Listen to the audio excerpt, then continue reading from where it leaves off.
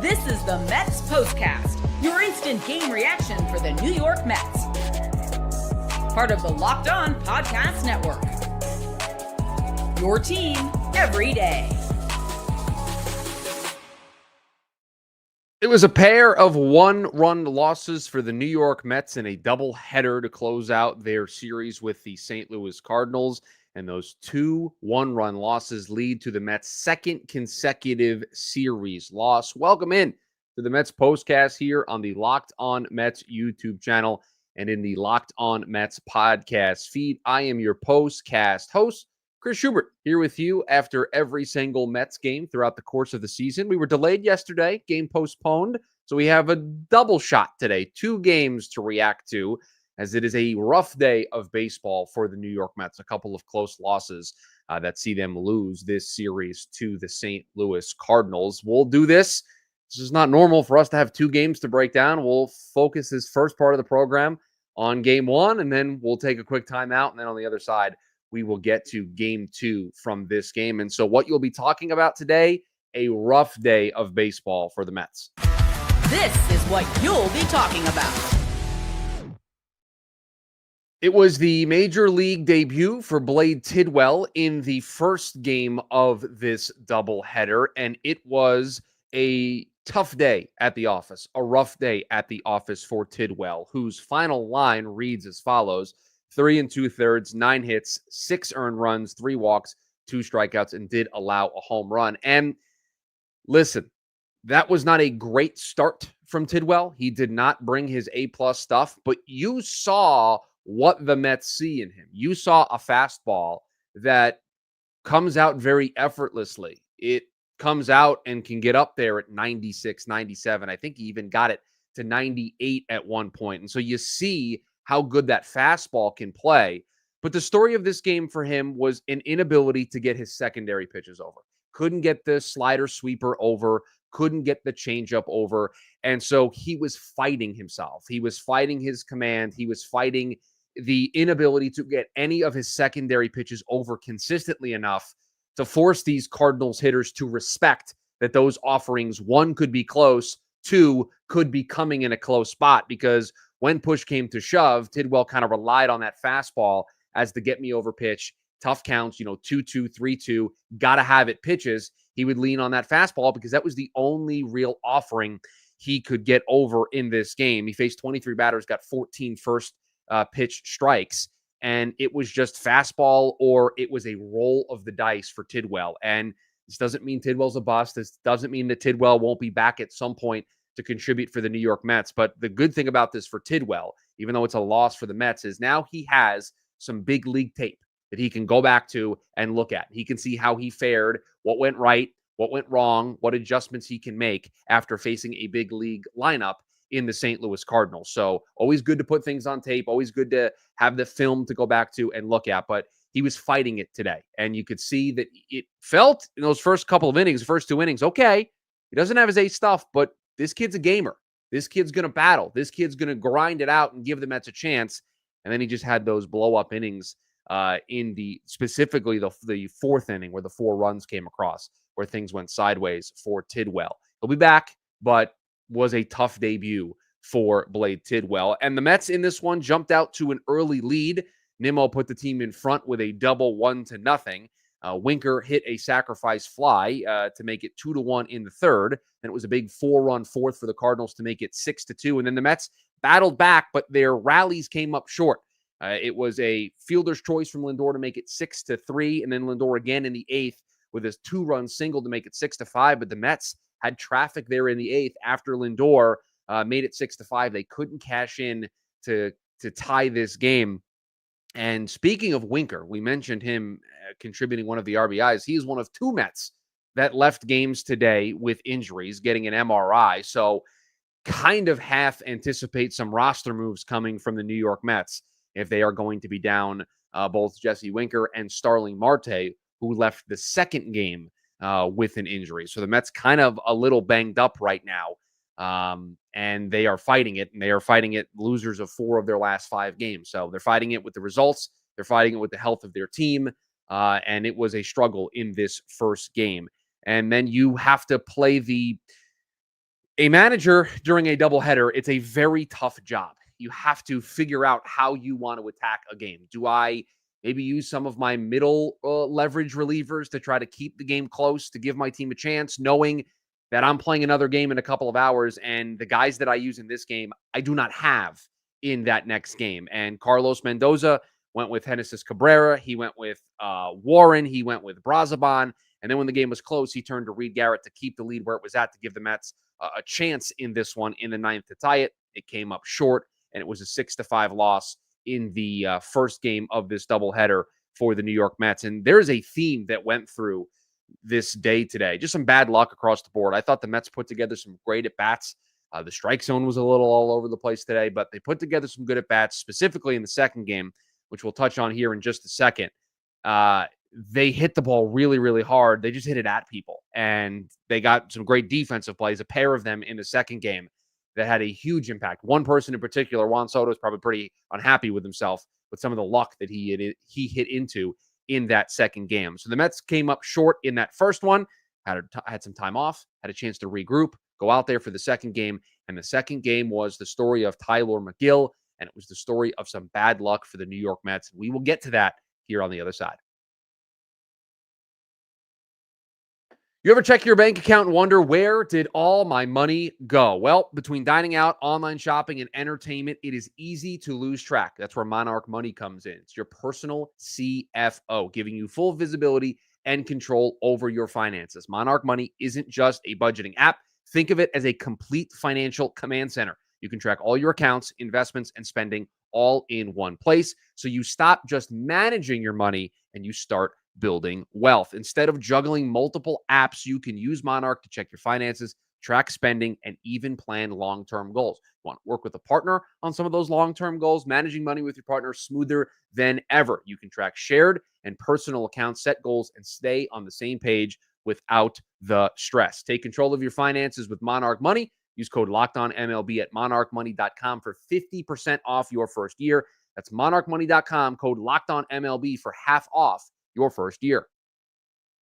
Scaling your business requires the right expertise at the right time. With Upwork, you can find specialized freelancers in marketing, development, design, and more. Experts that are ready to help you take your business to the next level. They give you flexibility by connecting you with top freelance talent across multiple industries: IT, AI, web development, marketing. Whether you need extra hands for a project or you're looking for a long-term partner, Upwork makes hiring simple and affordable. Posting a job is free and simple, and within a day, you're going to have multiple qualified candidates to choose from. Instead of hiring full-time, Upwork helps find affordable, top-tier freelancers to scale your business efficiently. Visit Upwork.com right now and post your job for free. That's Upwork.com, UPWORK.com, to connect with top talent and grow your business today. Back here on the Mets Postcast on the Locked On Mets YouTube channel and the Locked On Mets podcast feed, breaking down a Mets doubleheader sweep. Unfortunately, they're on the wrong side of that sweep as the Cardinals win the first game 6-5, and it was another one-run game in the nightcap, a 5-4 loss in the second game of this doubleheader, in which the Mets hit into some bad luck.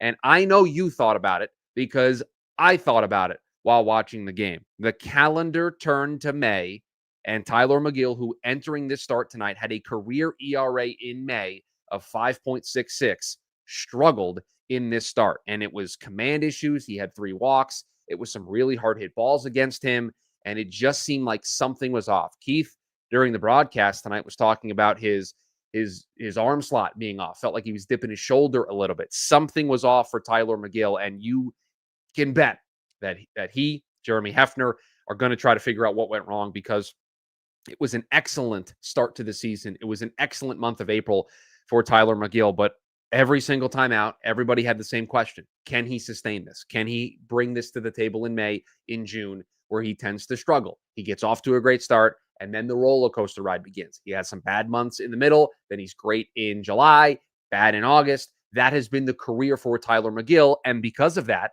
that's what forces him to be shuffled back and forth between starter, bullpen arm, spot guy when we need a 6th starter, and him not being able to settle into that defined role which what he wants is to be a starter. And we know that he has the stuff to be able to do so. April happened. We watched it with our own two eyes. It's just about that consistency. And it was a not great start if you were mapping this out for Tylor Megill. The last thing he wanted when the calendar turned to May was that first start to be a bad one, to flush back in all of those questions about his ability to be consistent. This was a story of a game where the Mets just hit into some bad luck. There were a ton of balls, both sides, both teams hitting the ball really, really hard, crushing it.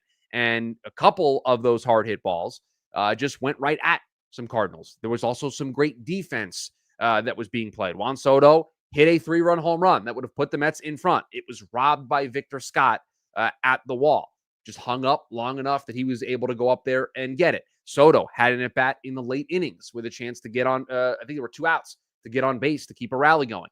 Hits the ball foul, and Nolan Arenado makes an incredible defensive play and jumps into the netting a la Jeff McNeil back in Chicago against the White Sox, and completely just topples into a family sitting in the front row. I can only imagine what that must have been like to sit in that front row with your family next to you, 2 small kids, and here comes big Gold Glove caliber Nolan Arenado. You know he's going to try to make a play at it, and he just dives into the crowd. An incredible play by Nolan Arenado. That stole the at-bat continuing for Juan Soto. Some hard hit balls just right at people. The Mets had their chances in this game and either didn't come through, or when they did hit the ball, they hit it right at guys. Walker made a great play on a ball in the right center field gap. Just some good defense across the board. And listen, the Mets got some hits right in the first game of this series. Pete Alonso hit a couple of doubles to start the game. He comes up later in a spot where the Mets need him to get on base, and he can't come through. He had a good day today. He had a couple of hits, but just in those key moments, it felt like the Mets were a little behind the 8 ball, and they struggled. And then the Mets deployed their bullpen. They got Edwin Diaz in there for the first time in 8 days, so didn't want that to linger beyond, over a week. I truly can't remember a time that a team, when it's not injury related, stayed away from their closer for over a week. Sometimes you have a guy who can't go for a certain day. Okay, so he skips that day, and then circumstances lead that guy to not having a save situation for a couple of days, and then all of a sudden you look up and it's been a week. There hasn't really been a reason why they've stayed away from Edwin Diaz other than there hasn't been a save situation. And then you get into this spot where you want to get him in, but you don't want to burn him in a spot that's not a save situation, so that you then have him when there is a save situation. And so you can talk yourself in and out of using him. And I think the Mets decided that today, with it being a doubleheader, knowing that they were going to have to use their bullpen pretty heavily, it was probably a predetermined thing today. We are getting Edwin Diaz into this game at some point, and he gave them an inning, and it was a scoreless inning. Normally, these are the blow-up innings for Edwin when it's not a save situation. So good to see him do that. Good to see Ryan Stanek have a clean inning.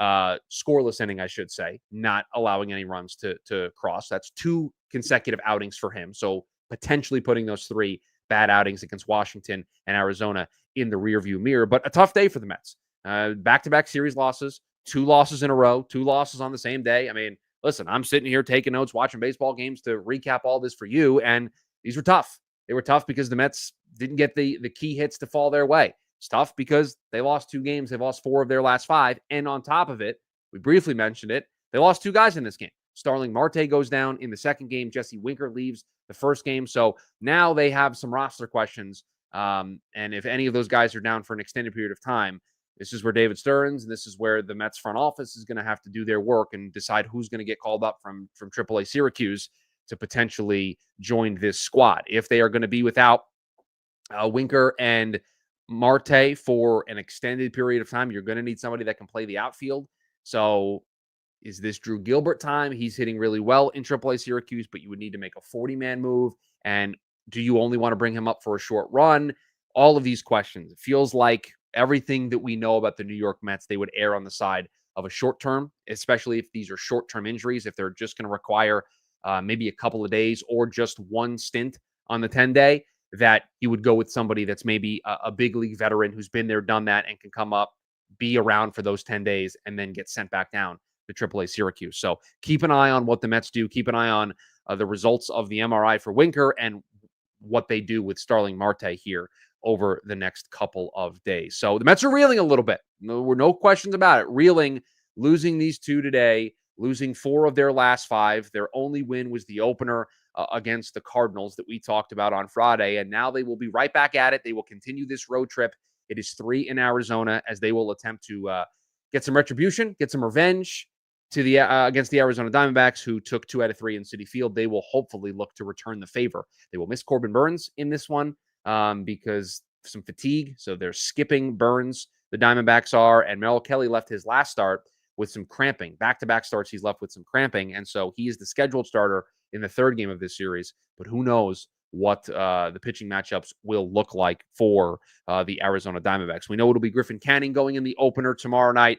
It's a late night of baseball, and don't you worry, we will be right here in this chair breaking it all down on the Mets postcast when the Mets open up that series against the Diamondbacks. It was a tough one today. Even when you lose one game in a single day, these postcasts are tough. It's disappointing. You're frustrated, especially one-run games that are decided by an at-bat here and at-bat there, and you can pick and choose the at-bats that the Mets had in this game, in both games, where they had a chance to tie the game or to take the lead, and they just didn't come through. And so to have 2 of those in one day certainly can pile up the frustration. But a 22-13 baseball team that will look to rebound in Arizona. That's going to do it for us here on the Mets postcast. A pair of 1-run losses for the New York Mets cap off a disappointing series in St. Louis. But this road trip will continue to Phoenix. It will continue to Arizona, and we'll see if the Mets have some response in them.